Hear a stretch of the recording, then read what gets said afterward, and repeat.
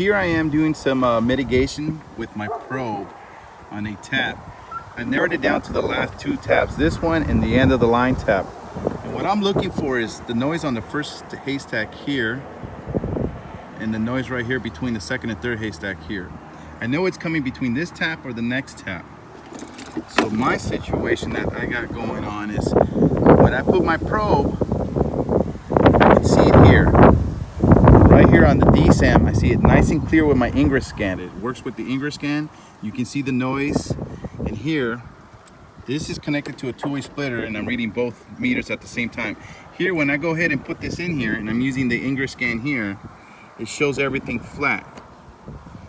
So what I've noticed here, you show the noise right away. So what I noticed here with this meter, you gotta go to settings, reset every single time. And you get barely the noise here, barely see the noise. And I guess the more detailed noise I seen it was with the trace that is average power. If you see right here with average power, you can see that trace. And here on the DSAM, it looks nice and clear. So I'm gonna get my black dot. You can see it here on the thing. I'm gonna loosen up. I got a single interruption going. I'm gonna loosen up and you're gonna see it's go. See, it went nice and flat on path track. On the meter, DSAM, nice and flat right there. Then here, it goes flat, right? But as you noticed before, it barely showed anything. So when you come here and you probe, you don't really see anything. You always gotta take an extra 2 steps. Right here, it's back. See, the noise is back. The noise is back on path track. And then my meter, I tighten up the C screw, and once again, it shows nothing once you tighten it up. You always got to go in here. You got to hit stop, reset to see the noise.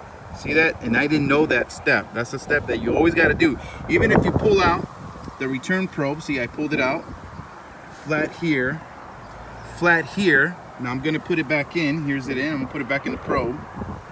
Noise is back. Noise is not back. Once again, you got to take that extra step all the time and hit reset. And you see that? You can barely see the noise, and here you see the noise nice and clear. So is there a way we can make this meter look more like the DSAM? Because 90% of my work I do with the probing. I probe everything, and I've been having a difficult time with this meter. And I've been told to go to settings on ingress scan and go to track and put the AGC on AGC. I don't get that in here. So I will go back and go to the ingress expert.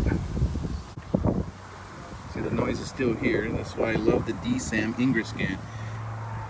Over here, you gotta let this over. So in here, when you probe, you get the over range all the time. So what I noticed, and now what I was told, you gotta go to settings, do the auto AGC auto, then you gotta let me turn this around. Settings, rotate screen.